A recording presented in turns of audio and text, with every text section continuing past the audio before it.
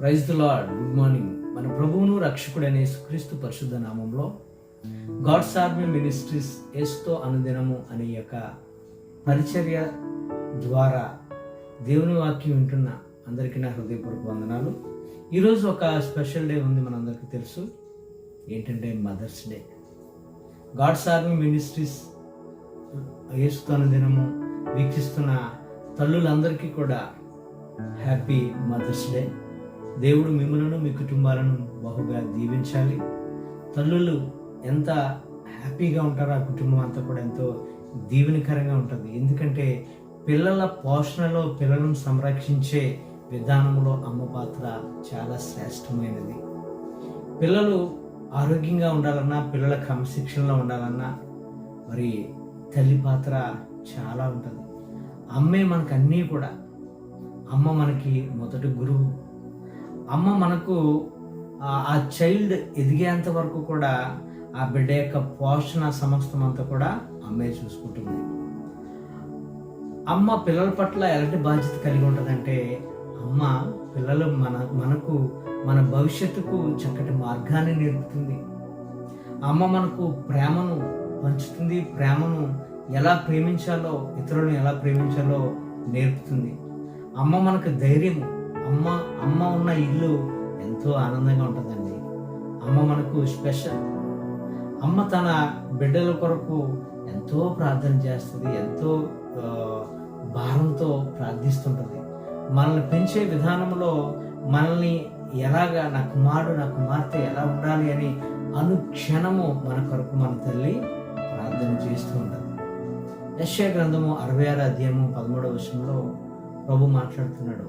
ఒకన తల్లి వాణ్ణి ఆదరించినట్లు నేను మిమ్మను ఆదరించేదనని. ప్రభు కన్నులు ఎప్పుడు కూడా మన మీదే ఉంటాయి. మనల్ని కని పెంచి మనల్ని పెద్ద చేసిన మన తల్లి మన పట్ల ఎంత ప్రేమగా ఉంటుందో దానికి మించిన ప్రేమ మన యేసయ్య ప్రేమ. ఏమంటాడైనా, ఒకని తల్లి వాణ్ణి ఆదరించినట్లు నేను మిమ్మలను ఆదరించేదను. తల్లి ఎప్పుడు తన యొక్క బిడ్డల యొక్క ఉన్నత స్థితిని కోరుకుంటుంది. చూడండి, బైబిల్లో జబదయి కుమారులు తల్లి అయినటువంటి సలోమి యేసు ప్రభు దగ్గరికి వచ్చి ప్రభుని అంటుంది, అయ్యా, నా యొక్క కుమారులు ఇద్దరిని, ఒకరిని కుడివైపున ఒకరిని ఎడమవైపున నీ యొక్క రాజ్యంలో కూర్చోబెట్టుకో ప్రభు అంటుంది. చూసారు, తల్లి ఎప్పుడు కూడా బిడ్డల యొక్క భవిష్యత్తు, బిడ్డలు మంచిగా ఉన్నత స్థితిలో ఉండాలని ప్రతి తల్లి కూడా కోరుకుంటుంది. కనుక ఈ మదర్స్ డే సందర్భముగా ఈ వాక్యం వింటున్న తల్లులందరికీ తెలియపరిచే మాట, అలాగే పిల్లలకు తెలియపరిచే మాట, మనల్ని కని పెంచిన మన అమ్మను ఎప్పుడు కూడా మనము బాధ పెట్టే విధంగా ఎప్పుడు ఉండకూడదు.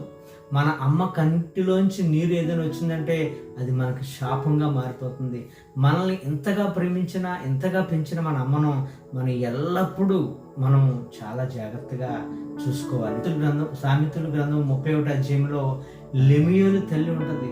తన తల్లి అంటుంది, అయ్యా, నేను మొక్కుకొని కనిన నా కుమారుడు నువ్వు ఎలా ఉండాలంటే, నువ్వు స్త్రీలతో సహవాసం చేయొద్దు, స్త్రీలకు నీ బలం ఇవ్వద్దు, రాజుకు ద్రాక్షారసం తాగుట తగదు అని తన కుమారుడు కొరకు, లెమియేలు కొరకు ఆ తల్లి ఎంతగానో వేదన పడుతుంది. అలాగే ప్రతి తల్లి కూడా తన బిడ్డ కొరకు వేదనతో, బాధతో చాలా, నా కుమారుడు బాగుండాలి, మంచి స్థితిలో ఉండాలని ప్రతి తల్లి కూడా చూస్తుంది. ఇదే తల్లి ప్రేమ.